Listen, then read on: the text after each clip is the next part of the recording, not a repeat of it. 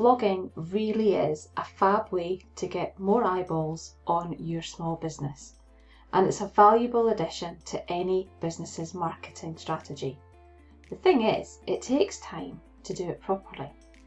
There's a few things to consider to give your blogging a chance to be effective, and the last thing you want is to spend your precious time going full steam ahead into your blogging without getting to grips with a few key things first. Hello, I'm Tracey Tait, and in this video I'm going to take you through the 7 things to consider before you even put pen to paper or fingertip to keyboard, so you can make more impact and get better results for your blogging efforts. So the 7 key things to consider are: why are you blogging for your business? Who are you blogging for? Where are you going to put your blog? How often will you blog? When will you write your blog? What will you blog about? And what makes a great blog? So why are you blogging for your business? Well, it's like anything.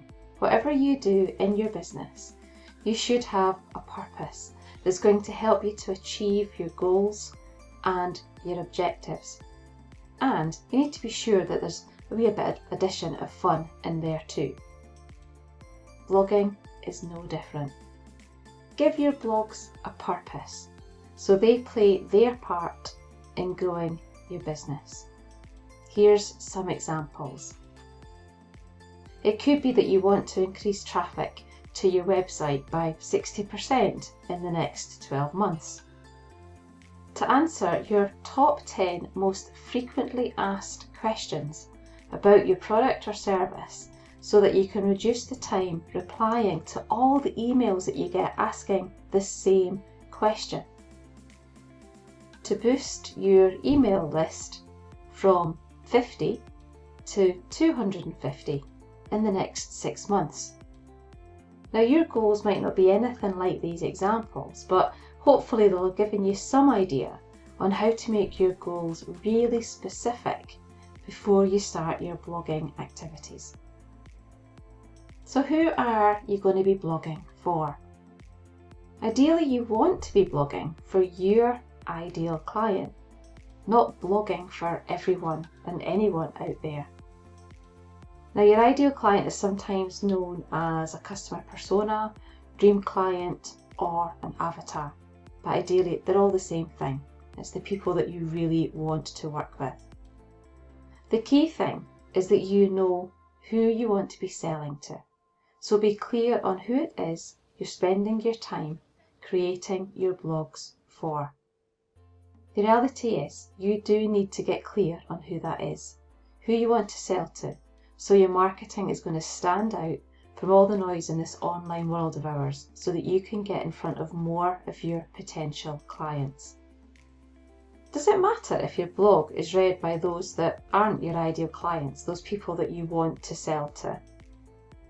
No, it doesn't matter, because the reader of your blog may know someone who is in your target audience, and what they might do is share your blog with them. You want your blog to be building trust, and you want it to play its part in reducing the time that it takes to convert your browsers on your website into buyers. Thinking about your blog in this way then might help you to trigger the key question: who can I help with my blog? You're then able to identify those that you can write for and how you can help them, especially like where they are right now.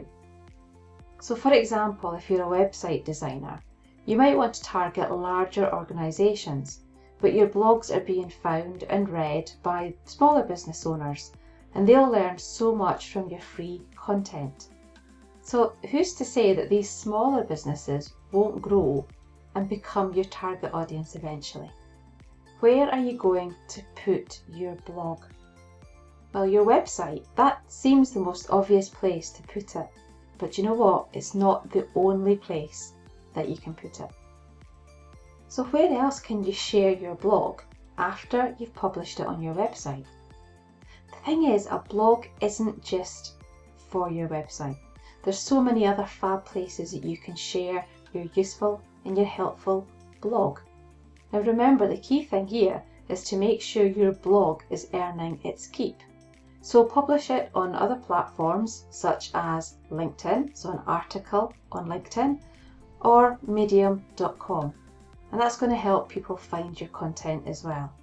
But be sure that you prioritise your website because you own it. Think of the other platforms as where you're renting space from them, because on a whim, they could close down tomorrow. Your website is always going to be yours. Do you publish your blog onto another platform on the same day as your website? Well, the key thing here is to always publish onto your own website first. And then this gives Google a chance to know that it's there.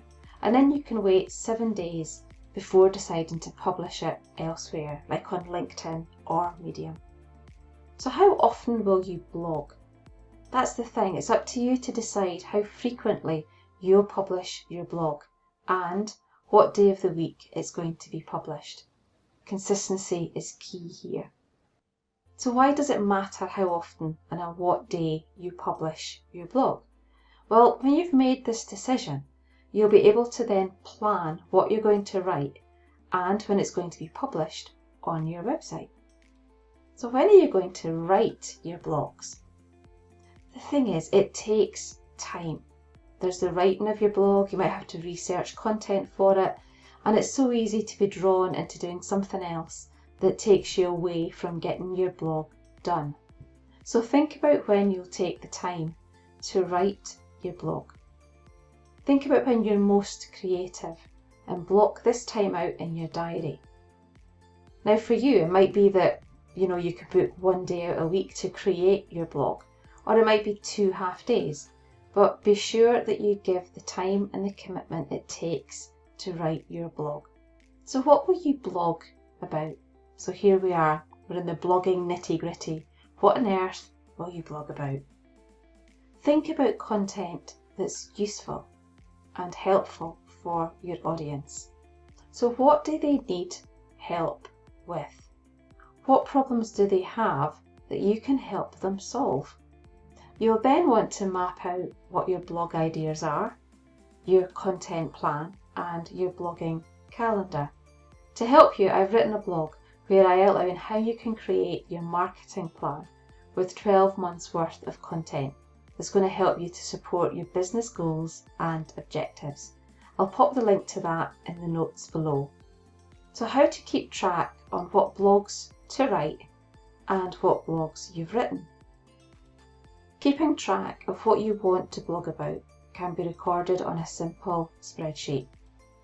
You can have columns for your blog title, a column with the date that you will write it, a column with the date that you will publish it to your website, and then once you've done that, a column with the URL of the published blog, and a comment with the date that you can publish it on other platforms too.